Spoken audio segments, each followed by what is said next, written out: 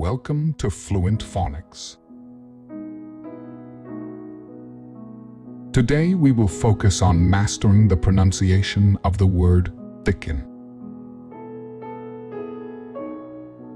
Thicken. Thicken.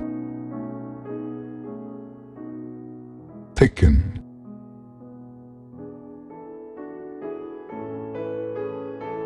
Here's an example of how one might use it in a sentence.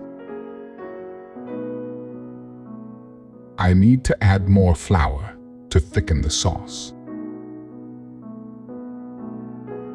Thicken means to make something denser or more viscous by adding a thickening agent, such as flour or cornstarch, to achieve a thicker consistency.